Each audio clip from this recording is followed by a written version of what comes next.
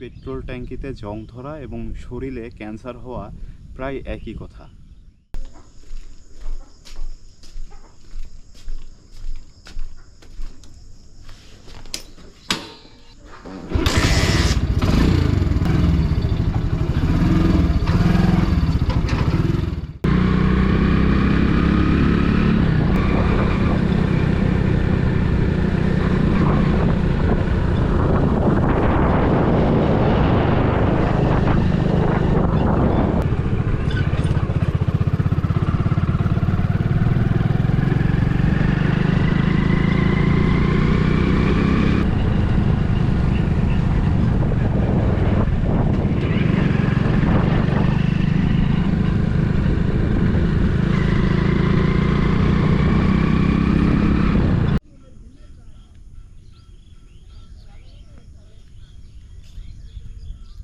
শুভ সকাল। সাত সকালে বের হয়েছি সকালের সৌন্দর্য উপভোগ করার জন্য। কোনো কাজ ছিল না, ফ্রি ছিলাম। আর আজকে শুক্রবার, তো ফজরের নামাজ পড়ে তারপর বাসায় কিছু টুকটাক কাজ ছিল, ওইগুলো শেষ করার পর ভাবলাম একটু কোথাও থেকে ঘুরে আসি, অর্থাৎ সকালের সৌন্দর্যটা একটু উপভোগ করি আর সেই সাথে আপনাদের সাথে একটু শেয়ার করি।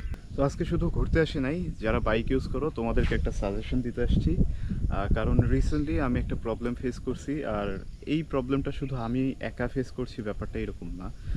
বাংলাদেশে অনেকেই আছে যারা বাইক ইউজ করে, তারা সবাই সবাই এই প্রবলেমটা ফেস করতেছে। আর এই সমস্যাটা না বাইকারদের জন্য, যারা বাইক রাইড করে, বাইক পছন্দ করে, তাদের জন্য খুবই দুঃসংবাদের। যারা বাইক ইউজ করে তাদের পেট্রোল ট্যাঙ্কিতে জং ধরা এবং শরীরে ক্যান্সার হওয়া প্রায় একই কথা। এটা অ্যাকচুয়ালি যারা বাইক ইউজ করে তারাই বুঝতে পারবে আমি কি বলতে চাচ্ছি। ট্যাঙ্কিতে জং ধরার ব্যাপারটা এখন মহামারীর পর্যায়ে পৌঁছে গেছে। হঠাৎ করেই কেমন জানি বাংলাদেশের প্রত্যেকটা বাইকের ট্যাঙ্কিতে জং ধরা শুরু করছে। আবার কিছু কিছু বাইকের ট্যাঙ্কিতে অলরেডি ছিদ্র হওয়া শুরু করছে। আমারটাও ছিদ্র হওয়া শুরু করছে, বাট আমারটার ক্ষেত্রে ভিন্ন কথা, কেননা আমার বাইকের বয়স অনেক দিন হয়ে গেছে। কিন্তু অনেক নতুন নতুন বাইকের ট্যাঙ্কিতে জং ধরা শুরু করছে। তো তাদের জন্য আজকে আমি কিছু সাজেশন দিব, এবং যারা নতুন বাইক কিনবে তাদের জন্য আমি কিছু সাজেশন দিব। সাজেশন দেওয়ার আগে একটা সমাধান দিয়ে নিই। যাদের পেট্রোল ট্যাঙ্ক অলরেডি লিক হয়ে গেছে, আমার মতো টাকার অভাবে রিপেয়ার করাইতে পারতেছেন না, তাদের কাজে আসবে। সো আমরা সাধারণত বাইকের ট্যাঙ্ক লিক হয়ে গেলে দুইটা জিনিস সবথেকে বেশি ইউজ করি, একটা হচ্ছে সাবান আর একটা হচ্ছে মোম। এটা কখনো একটা আইডিয়াল চয়েস হইতে পারে না। আর আমি যে সমাধান আপনাদেরকে দিচ্ছি এটাও যে একটা আইডিয়াল চয়েস আমি বলবো না, কেননা এটাও আপনার ট্যাঙ্কিতে ক্ষতি সাধন করতে পারে। আমি এটা ইউজ করার পর কিছুটা লাভবান হয়েছি, এর জন্যই আপনাদের সাথে শেয়ার করতেছি। বাট আপনারা নিজ দায়িত্বে ব্যবহার করবেন, যদি ব্যবহার করে থাকেন। তো আমার বাইকের এই জায়গাটা দেখতেছেন, এই জায়গাটা লিক হয়ে গেছিলো। আর এই যে কয়েকটা জায়গা আছে যেগুলোতে লিক হওয়ার সম্ভাবনা আছে, বাট তার আগেই আমি চেষ্টা করব ট্যাঙ্কিটা রিপেয়ার করার জন্য, পরিষ্কার করার জন্য এবং আবার নতুন করে কালার করার জন্য। বাট আমি যেই সমাধানের কথা আপনাদেরকে বলতেছি সেটা হচ্ছে এই জায়গাটা যদি ভালো করে খেয়াল করেন তাহলে দেখবেন যে এখানে কিছু একটা লাগানো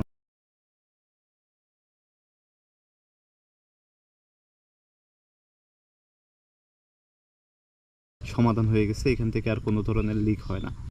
কোনো আঠা কিংবা মোম দিয়ে ট্যাঙ্কির যেই লিকটা আছে সেটা ঠিক করা বা সেটা ঢাকার চেষ্টা করা, এটা সাময়িক সমাধান হতে পারে, চিরস্থায়ী সমাধান কখনোই না।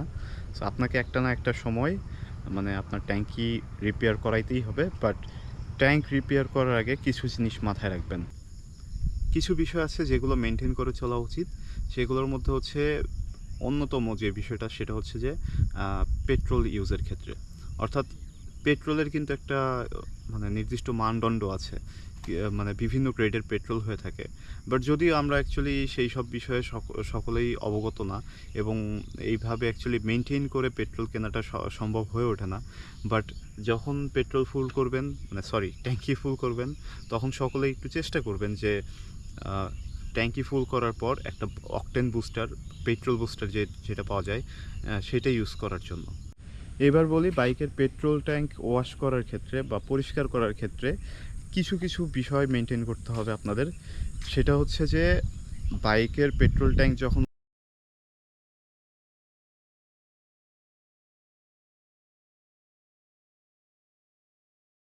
ইয়েস, অনেকেই হয়তো বাইকের পেট্রোল ট্যাঙ্ক ওয়াশ করার ক্ষেত্রে বা পরিষ্কার করার ক্ষেত্রে পানি ইউজ করে, বাট এইটা একটা রং আইডিয়া।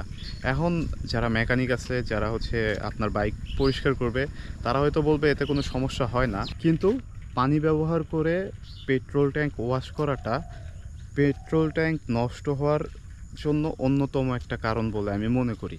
কেননা আপনাকে আগে দেখতে হবে পেট্রোল ট্যাঙ্ক কিসের দ্বারা তৈরি হয়। সাধারণত পেট্রোল ট্যাঙ্ক 3 ধরনের ম্যাটেরিয়াল দিয়ে তৈরি হয়, তার মধ্যে অন্যতম সেটা হচ্ছে স্টিল। এবং বাংলাদেশে যত